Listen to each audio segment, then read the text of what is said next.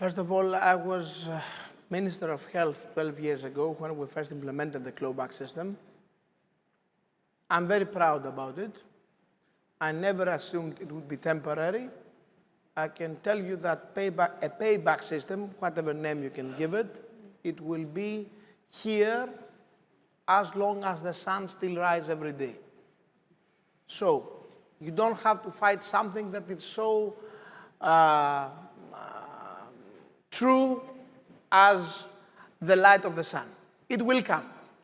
The only real discussion we can have is how we can make it just and sustainable. This is a good story to talk about. First of all, more government spending. We are giving more money. In the last 7 years, our state gave approximately 800 million more per year. For the Greek economy, this is a big amount of money. Let me make it more simple for you because you're not an expert. For almost 12 years, our budget was frozen. And only during our term, it's not frozen, and we give a lot of money every day. Even in the hospital drugs that my friend Kavita named as 81%, it's not 81%, it will be, and it was something like 75% for the drugs that are not in closed budget deals, which is just a part of these drugs, because many of these drugs are much lower. I'm not saying 75 is good, let me be very frank, but it's not 81. And it's 75 with much more government spending. I mean, the companies earn more money in Greece with the 75 than some years ago, maybe with 70, over 72, because we spend more money. And now, this is the big question. What can we do with innovative drugs that, of course, I hear all these good stories that innovation gives back €6 for one, and in the future will help more productivity, which is all true, I don't dispute. But this is a much more long-term investment. During my budget, the investment that will give us back money to the system after 2 years, 3 years, onto the rest part of the economy, doesn't really make a lot of difference. Because I have a budget, I have to spend it, and I have to find a way to spend it in a more just and sophisticated way. So, I will give you an example. When I became Minister of Health for the second time in 2024, the registered patients in our hospital that were using the very expensive immunotherapies were approximately 11,000. 2025, there were 23,000. 26, there will be more than 31,000. Each one of them cost the system maybe even 300,000 euros per year. So if you have 20–30% increase per year in this kind of money, whatever budget you give, it will be vaporized. It is so simple as that.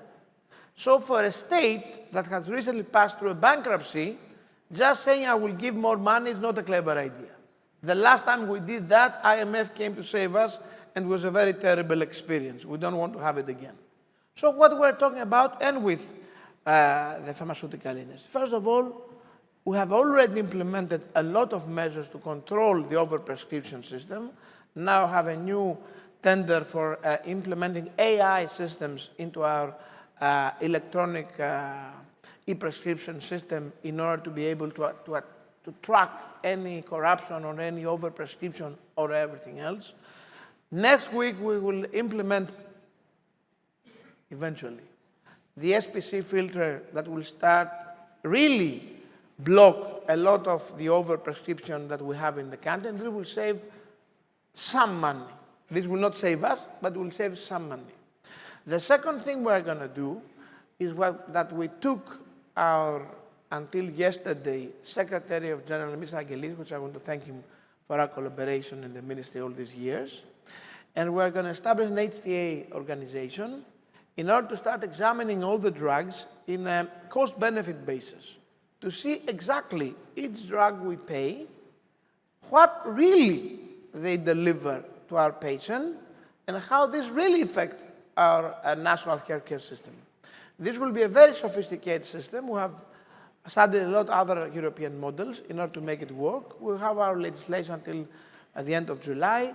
I think it will be ready to fully implement it early 2027. And Aris will be the first director of this HTA organization. So we will be able to be sure that we're going to pay the right medicines to the right cost. Of course, this will provide us a space to give more money to the drug that they really works and less money to the drug that at the end we didn't need them so much. So we're going to use all these sophisticated tools to make it working better. Even what Kavita said before, we had this 5 countries rule for the main positive list. We will extract this rule, we put it in the IFET channel, so we will try to push companies more to go to the right channel with the clawback system than going to the back channel of IFET that really, IFET is the back channel we have in order to avoid a patient that doesn't have his drug, but they're excluded from the clawback system, and this creates a lot of misunderstanding between us, let's say, in a polite way. So we have a full kind of policies to make it more just and more functionable. But I have to be very honest, Mrs. Gogozotou and her team will always be here. And Mrs. Daphne Nicolaou, who is the new Secretary of General, and I want to congratulate her for the appointment. She will have her office always open to see the new legislation and the timeline we have to keep in order to be very, very productive. So for the second thing Mr. Vandoros posed, I mean, how we can attract more R&D investments in Greece, which is something I care a lot about. First of all, we're going to change the law about the clinical trials phase 1, and we will give the authority for the autonomous centers of clinical trials, not only into the hospitals. So we'll give a lot of incentives for more companies to participate to phase 1 clinical trials. And second, we have already implemented a lot of reforms to make the license more fast, and all this has already happened and is still implementing as we speak, and they have already made a difference. But the biggest hope we have is to use all this huge data now we are collecting, because many people don't know, and I'm very proud about it. During my term, Greece digitalized our healthcare system 100%. I don't know if you know that each Greek, in their phone, they have medical record, they can have an appointment with a doctor, have an e-prescription system, have an MRIs, have everything through a digital system. So we collect data from 11 billion people every day. What we're going to do now, we're going to vote. I will present it into the cabinet meeting on the 30th of July in order to have it in public consultation in August and voted in September, the secondary use of all this data. I think this secondary use of all this data, with the incentives we bring, and the new technologies that pass through AI and data, because now R&D research depends more on the data than in the clinical phase. We will be a very attractive part of the world, because you see, my friend Mr. Vandoros, Greece is not too small in order not to be relevant, but it's not too big in order to be difficult to govern.